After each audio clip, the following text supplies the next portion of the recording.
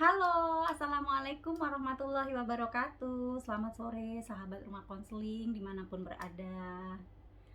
Selamat sore juga ya Bunda semuanya. Kali ini saya tidak sendirian loh. Saya ditemani dengan teman kecil kita. Siapa ya? Ini adalah Joni. Jon, kamu kenalan dulu dong. Kenalan, namanya siapa? Ya, jangan asal bengong aja. Hai, perkenalkan, nama aku Joni. Hari ini aku ingin nemenin Bunda untuk sharing tentang autis. Boleh ya? Boleh dong, John. Asal kamu diem aja ya, jangan gangguin. Oke, oke. Tuh, si Joni udah oke, dia nggak gangguin kita. Nah, baik, sahabat rumah konseling, ayah bunda semua. Hari ini kita akan mengenal apa itu autis, ya. Dimulai ciri-cirinya, kemudian mulai usia berapa gitu ya. Nah, sebenarnya apa sih autis? Kata-kata autis ini kan sudah tidak asing ya bagi kita. Sering sekali kita mendengar orang berbicara, anak itu autis. Oh, kamu dasar autis cuman main HP aja. Atau kamu dasar autis sukanya sendirian gitu kan. Nah, apakah dengan orang-orang seperti itu sudah bisa kita katakan sebagai seorang yang mempunyai gangguan perilaku autis ya? Gitu. Jadi sebenarnya autis itu apa sih gitu? Autis sendiri itu adalah, kalau dari arti itu bisa diartikan sebagai kondisi seseorang yang tidak wajar. Tidak wajar bagaimana? Karena kondisinya itu berpusat pada dirinya sendiri atau selalu berada di dalam dunianya sendiri. Nah, itu kalau dari arti autis itu sendiri ya. Kemudian gejala atau ciri-cirinya itu bisa kita lihat sejak kapan gitu ya. Sebenarnya autis ini bisa kita lihat sejak anak itu di usia 2 sampai 4 tahun. Nah, menginjak 2 sampai 4 tahun itu kita, kalau memang dia autis itu nanti bisa terlihat gitu ya. Nah, dari arti kata, kemudian kita untuk pengertiannya sendiri. Jadi autis itu adalah disebut juga dengan ASD ya, artinya Autism Spectrum Disorder. Nah, itu merupakan gangguan perkembangan pada anak yang menyebabkan kemampuan komunikasinya dan sosialisasinya itu terganggu. Nah, itu tadi pengertian dari autis sendiri. Kemudian ciri-cirinya apa gitu ya? Ciri-ciri dari autis. Nah, ciri-ciri dari autis itu ada beberapa. Yang pertama adalah kesulitan komunikasi. Jadi biasanya anak-anak yang mengidap atau terkena gangguan ini itu sulit diajak untuk komunikasi. Terus kemudian sulit bicara, sulit menulis, sulit juga untuk memahami bahasa isyarat pun terkadang sulit ya kan. Seperti menunjuk atau melambai gitu ya, melambaikan tangan. Hal ini kemudian membuatnya sulit juga untuk akhirnya memulai percakapan kepada orang-orang di sekitarnya. Nah, kadang juga kita lihat ya, ciri-ciri lain adalah anak-anak autis ini selalu mengulangi kata-kata. Nah, kata-kata secara berulang. Atau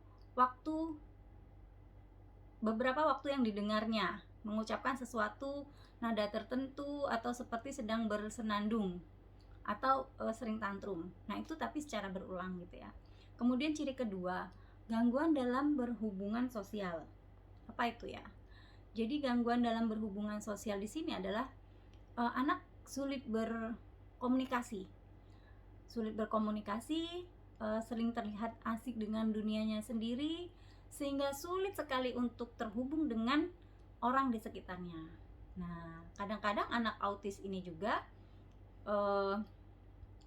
kurang responsif gitu ya, kurang responsif atau sensitif dengan perasaan sendiri ataupun bisa juga dengan orang lain. Nah, oleh karena itu anak autis biasanya tidak mudah berteman gitu. Bermain dan berbagi mainan dengan temannya itu sangat sulit gitu dilakukan. Atau fokus terhadap suatu objek atau pelajaran di sekolah. Itu sangat sulit. Dan untuk sekolah-sekolah tertentu biasanya anak seperti ini mempunyai disarankan mempunyai pendamping sendiri gitu ya. Kemudian gangguan perilaku seperti apa gitu kan? Gangguan perilaku seperti marah, kemudian menangis tanpa alasan yang jelas ya. Tiba-tiba marah, tiba-tiba menangis, kemudian menyukai atau mengkonsumsi makanan-makanan tertentu saja. Hanya suka keripik misalnya, hanya suka tahu, hanya suka sayur. Nah, begitu. Kemudian melakukan gerak tertentu yang dilakukan secara berulang. Seperti misalnya melompat, memutarkan badan, kemudian mengayun tangan, kayak gitu ya. Jadi itu dilakukan secara berulang dan biasanya jumlahnya ganjil gitu. Sulit ya kalau kita harus menghitung ini ganjil atau genap ya. Nah, tapi itu bisa kita observasi gitu ya. Nah, kemudian biasanya juga ciri-cirinya itu gangguan perilakunya itu melakukan aktivitas yang membahayakan diri sendiri, seperti menggigit tangannya dengan kencang atau membenturkan kepala ke dinding, bisa jadi, atau menendang-nendangkan kakinya di objek tertentu. Nah, itu menjadi salah satu cirinya. Kemudian memiliki bahasa atau gerak tubuh yang cenderung kaku. Kaku ya. Jadi untuk pekerjaan-pekerjaan ataupun apa ya, aktivitas gitu kan ya, aktivitasnya itu nggak luwes, gimana ya, gerakannya tuh kaku gitu. Kemudian itu biasanya anak-anak autis itu mengalami sulit tidur. Nah, kemudian autis ini sebenarnya ada berapa level gitu ya. Autis sendiri ada 3 level.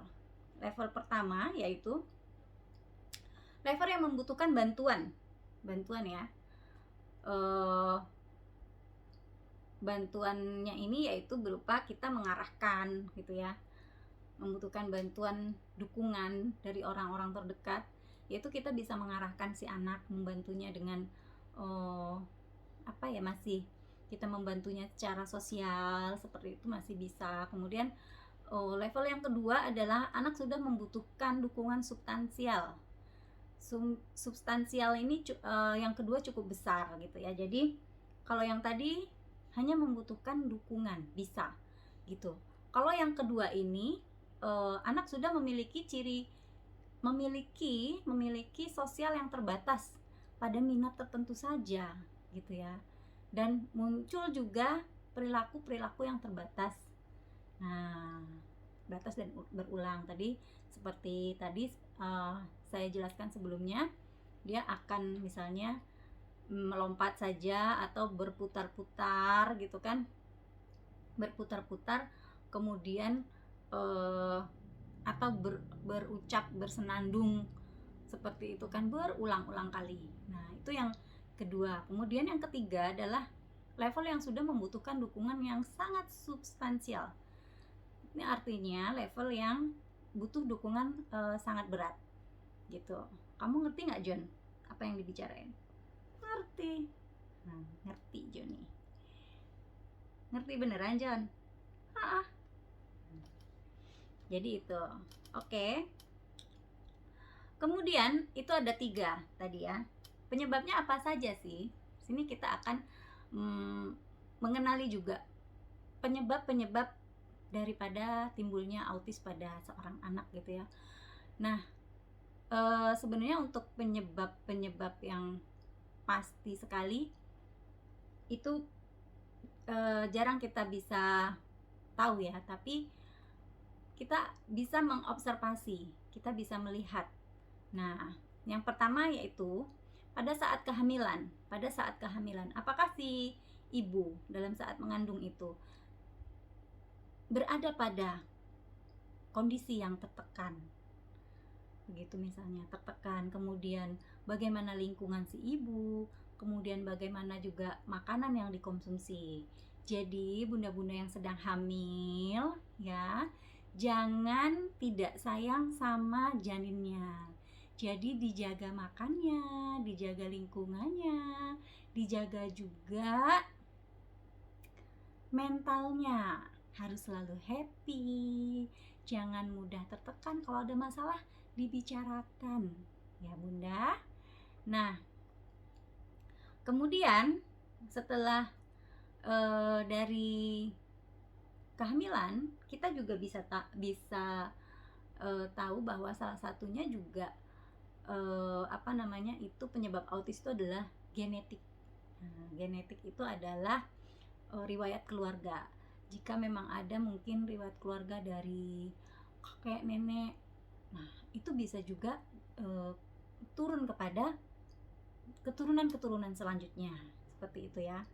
Kemudian struktur otak dan biokimiawi. Nah, biokimiawi, sehingga hal itu nanti menimbulkan masalah pada fungsi bahasa, sosial, emosi, motorik atau gerak ya. Nah, juga dengan sensor atensinya, perhatiannya gitu ya. Nah, yang terakhir adalah imunologi antara ibu dan embrio selama masa kehamilan. Baiknya memang ibu-ibu hamil itu jangan menganggap sepele ya. Sepele artinya kita kalau sedang mengandung itu sudah ada nyawa lain di dalam diri kita. Artinya kita berarti sudah aktif, bisa mengajak bicara si anak itu ya, nggak apa-apa, sering-sering itu kan lebih baik gitu ya. Nah, itu tadi penyebab timbulnya perilaku autis. Nah, kemudian autis itu bagaimana juga kita menangani atau cara kita untuk menghadapi anak yang autis. Jadi saya ada beberapa tips. Nah, yang pertama adalah apa, John? Kamu tahu nggak? Tahu. Apa kalau kamu tahu? Kamu jangan-jangan sok tahu nih si John ini. Apa John? 1. Biasakan bicara dengan kalimat singkat dan jelas. Berbicara secara perlahan. Nah, betul tuh kata Joni. Jadi yang pertama adalah kita biasakan bicara dengan jelas ya, dan perlahan.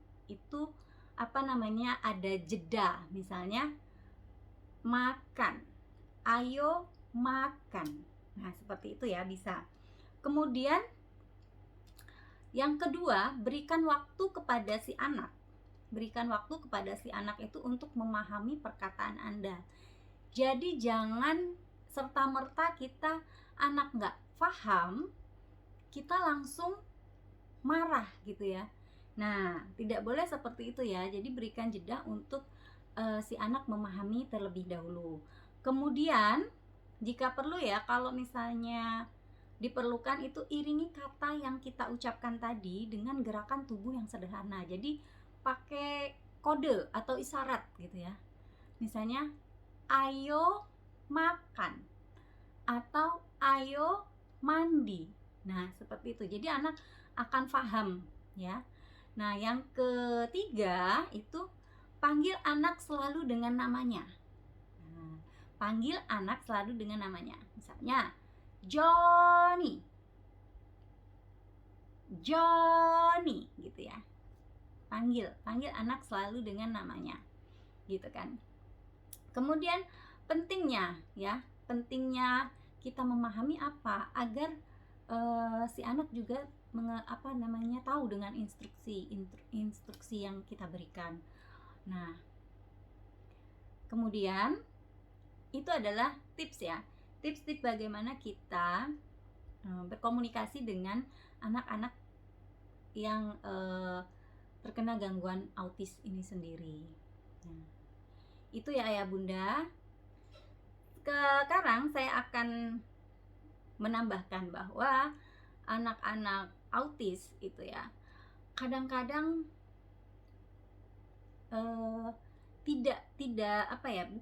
bukan autis gitu, yang kita kira autis tetapi ternyata dia bukan autis gitu. Nah, kenapa kita bisa berkata seperti itu? Karena nih saya kasih contoh ya, ada satu ceritanya ini di sebuah sekolah. Jadi di sebuah sekolah itu ada namanya anak si Ali gitu ya. Nah, si Ali ini berusia 5 tahun, berada di kelas TKA. Nah, sewaktu gurunya itu lihat absensi dan memanggil namanya Ali gitu ya, ternyata Ali ini asik bermain dengan pensilnya. Kemudian datang nih gurunya pada si Ali dan diingatkan lagi berkali-kali pada Ali untuk menatap gurunya. Ali, kamu jangan bermain sendiri. Nah, lihat ke depan, lihat kepada ibu guru. Seperti itu kan. Sambil bu gurunya tersenyum pada si Ali. Setelah itu guru juga menerangkan mengenai pembelajaran pada hari itu gitu kan. Pembelajaran. Teman-teman Ali ini sangat senang dan sangat antusias gitu kan dengan pembelajaran yang diberikan oleh si guru. Tetapi si Ali ini sama sekali tidak mendengarkan gitu ya. Sama sekali tidak respon dengan keberadaan guru yang di depan kelas gitu. Dia asik bermain dengan pensilnya. Kemudian setelah jam pulang tiba gitu, si Ali ini bersegera berada di barisan paling depan gitu. Nah, di sisi lain teman-temannya kan baru bersiap mau berdoa seperti itu. Baru bersiap, setelah berdoa menyiapkan buku-bukunya seperti itu ya, membereskan tasnya. Namun si Ali ini sudah bersiap di barisan terdepan. Nah, si guru kemudian memanggil nama Ali dan mengisyaratkan si Ali ini untuk balik ke tempat duduknya gitu kan. Tapi si Ali ini gitu tetap tidak mau duduk dan tetap berada di depan pintu. Nah, lalu apa yang terjadi? Si Ali mulai menangis dan menendang-nendangkan kakinya pada dinding kelas gitu ya, berulang kali. Nah, berdasarkan contoh itu kita dapat mendeteksi adanya kemungkinan anak ini mengalami autis dari satu itu ya, tadi si Ali tertarik pada mainan yang tertarik pada satu benda yaitu pensilnya ya, terutama di bagian ujung pensil yang runcing. Nah, dia tertarik ya. Dia sangat tertarik dengan pensilnya itu. Kemudian si Ali selalu diingatkan kepada gurunya selalu mengingatkan Ali untuk selalu fokus untuk belajar, perhatikan di depan, perhatikan gurunya. Nah, kemudian menjawab pertanyaan seperti itu. Yang ketiga, Ali ini tidak tertarik bergabung dengan teman-temannya, apalagi untuk bermain bersama teman-teman. Yang keempat, Ali tidak fleksibel pada jam sekolah. Jadi dia tidak mau menunggu teman-temannya. Jadi dia langsung saja gitu ya, langsung ketika bel berbunyi dia langsung ke depan tadi seperti itu. Dan dia tidak bisa juga mengungkapkan kekesalannya, berkomunikasi, dia belum bisa berkomunikasi, sehingga dia tadi membenturkan kakinya ke dinding kelas. Nah, dan menangis. Nah, di sini kita lihat Ali kurang tidak bisa menunjukkan rasa sakitnya gitu ya. Tidak bisa menunjukkan rasa sakit pada kaki setelah berulang kali dia benturkan ke dinding kelas. Nah, tapi dari contoh cerita tadi belum tentu juga si anak itu autis gitu ya. Kemungkinan yang terjadi pada anak itu adalah terjadi pada si Ali adalah, nah kemungkinannya adalah si Ali kurang perhatian bisa saja dari orang tua. Mungkin saja perilakunya di sekolah adalah imbas dari kekecewaannya di rumah. Seperti itu ayah bunda. Sehingga si Ali memilih untuk menarik diri dari lingkungannya. Dan bahkan dia sampai menyakiti dirinya sendiri seperti menendangkan kaki pada dinding sekolah. Nah, kemudian bisa juga Ali kurangnya kontrol atau aturan tegas dari orang tua, sehingga Ali dibiarkan melakukan sesuatu sekehendaknya. Jadi bisa saja dia dimanjakan oleh orang tuanya. Kemudian tidak nyamannya Ali ini di lingkungan sekolah mungkin karena dia kurang bisa beradaptasi dengan teman-teman atau materi pelajarannya. Nah, guru pun tidak atau belum membantu Ali untuk berbaur dengan teman-teman. Nah, bisa jadi juga si Ali tidak tertarik dengan pelajaran yang dipaparkan tadi oleh si guru. Nah, jadi ya, sobat-sobat semua, ayah bunda rumah konseling, sebaiknya jika memang sudah ada tanda-tanda, sebaiknya kita membawa si anak untuk konsultasi dulu kepada dokter atau psikolog anak ya. Nah, untuk itu kita nanti baru dapat memastikan si anak ini sebetulnya autis atau tidak. Begitu ya, ayah bunda di rumah. Semoga ilmunya bermanfaat dan bisa di-share kepada teman-teman yang lain gitu.